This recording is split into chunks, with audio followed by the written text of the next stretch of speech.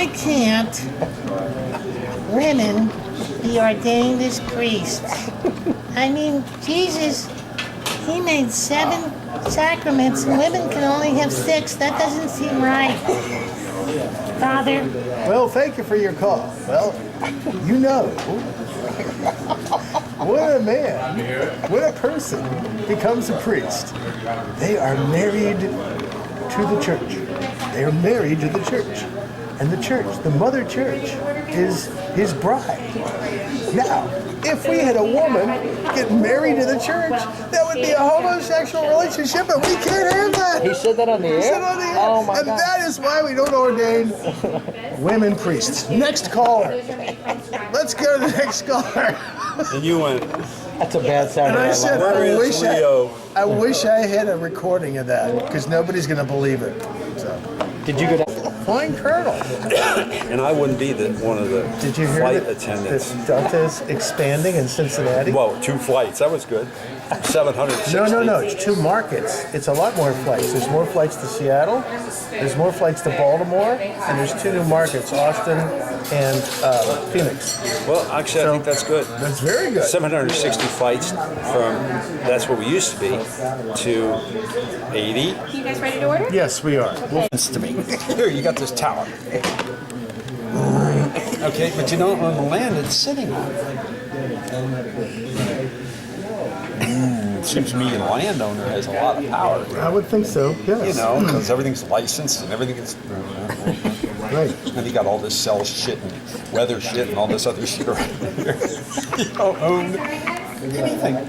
I wonder how long those towers are going to be up. I mean, seriously.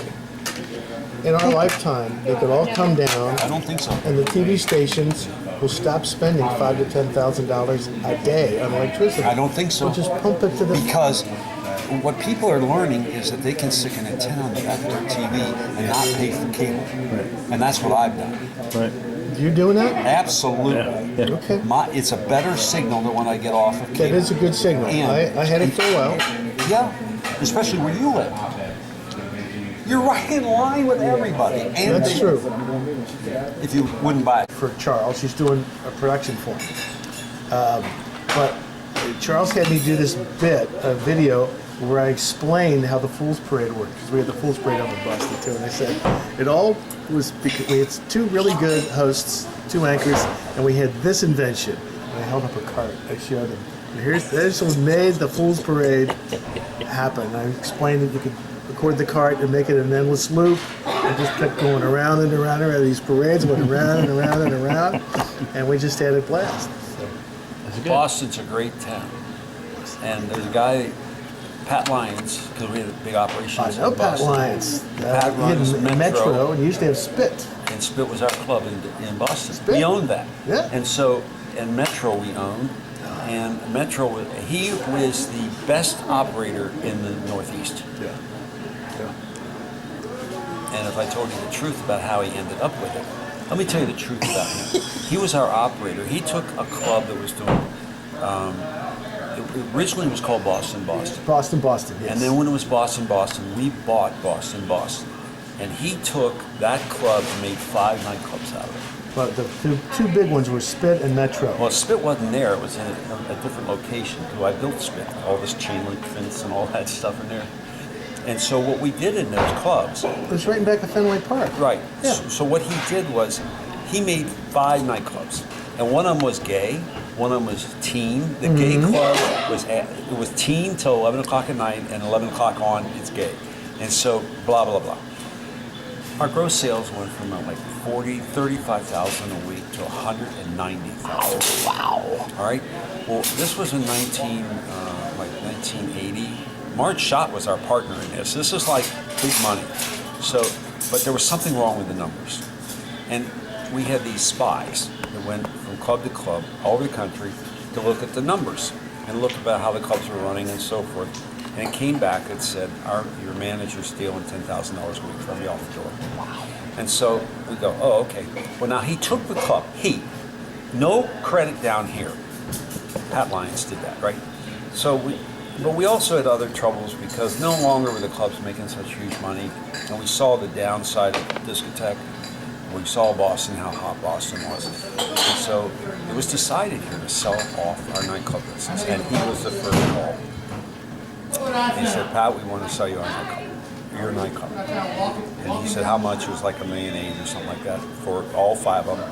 And he said, how long do I have to pay it off? And he said, how long do you need? He said, 6 months.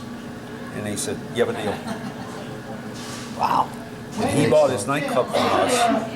And we knew that So he was lifting money. you and Marge Schott owned it before he owned it? The Absolutely. complex? Well, it wasn't me, it was American Events. American Events. American Events owned, I was a shareholder in American Events because they were using my patent. Not in Boston.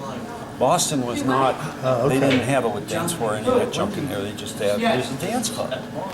Okay.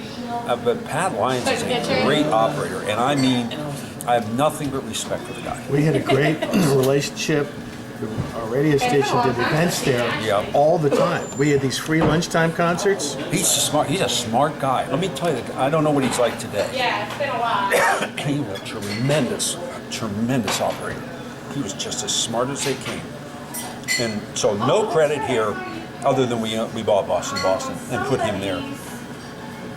There you go. Well, we're going to a Don Law Club, the Paradise, for this event. And Okay. yeah, Don Law, he's still oh in the my business. God. Do you Oh my believe it? God. Yeah. No, I don't believe it. Yeah. Okay. Yeah. Unbelievable. So some things never change.